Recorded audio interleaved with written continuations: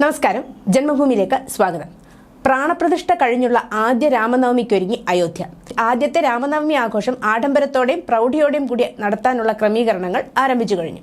നഗരത്തിലുടനീളം ഒത്തുചേരലുകൾക്കായി കുങ്കുമ പതാകകളും ഉത്സവ സാമഗ്രികളും വൻതോതിൽ വിറ്റഴിക്കപ്പെടുന്നുണ്ട്. ചൈത്രരാത്രിയുടെ സമാപനം കൂടിയാണ് ഈ ചടങ്ങ്. രാമക്ഷേത്രത്തിൽ ഇന്ന് ഉച്ചയ്ക്ക് 12:16 രാംലല്ലയുടെ സൂര്യാഭിഷേകം നടക്കും. രാംലല്ലയുടെ നെറ്റിയിൽ ഏകദേശം 5 മിനിറ്റ് സൂര്യരശ്മികൾ പതിക്കുമെന്ന് രാം മന്ദിർ നിർമ്മാൺ സമിതി ചെയർമാൻ നൃപേന്ദ്ര മിശ്ര പറഞ്ഞു. സൂര്യാഭിഷേകത്തിനായി ആവശ്യമായ സാങ്കേതിക ക്രമീകരണങ്ങൾ ഒരുക്കി കഴിഞ്ഞു.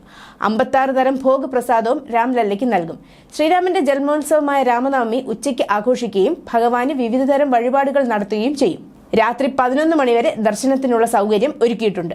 നിവേദ്യ സമയങ്ങളിൽ 5 മിനിറ്റ് ദർശനം ഉണ്ടായിരിക്കുന്നതല്ലെന്ന് ശ്രീരാമജന്മഭൂമി തീർത്ഥക്ഷേത്ര ജനറൽ സെക്രട്ടറി ചമ്പത് റായ് പറഞ്ഞു. ശ്രീരാമനവമി നാളിൽ ദർശനത്തിനെത്തുന്ന ഭക്തജനങ്ങളുടെ സൗകര്യാർത്ഥം ശ്രീരാമ ജന്മഭൂമി തീർത്ഥക്ഷേത്ര ട്രസ്റ്റ് പ്രത്യേക ക്രമീകരണങ്ങൾ ഏർപ്പെടുത്തിയിട്ടുണ്ട്. ഇന്നു മുതൽ 19-ാം തീയതി വരെ Sugam Darshan pass, VIP darshan pass, Mangala Aarti pass, Shringar Aarti pass, Shayanarati pass എന്നിവ അനുവദിക്കുന്നതല്ലെന്നും സംഘാടകർ അറിയിച്ചു.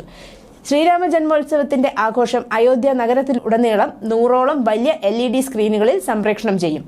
ട്രസ്റ്റിന്റെ സോഷ്യൽ മീഡിയ അക്കൗണ്ടുകളിലും തത്സമയ സംപ്രേഷണം ഉണ്ടാകും. രാമനവമി ആഘോഷങ്ങൾക്കായി ലക്ഷക്കണക്കിന് ഭക്തർ അയോധ്യയിലേക്ക് ഒഴുകിയെത്തുമെന്ന് പ്രതീക്ഷിക്കുന്നു. ഉത്സവം നഗരത്തിൽ വിപുലമായി ആഘോഷിക്കും. സംസ്ഥാന സർക്കാർ വിപുലമായ ക്രമീകരണങ്ങൾ ഇതിനായി ഒരുക്കിയിട്ടുണ്ട്. News desk, Janmabhumi.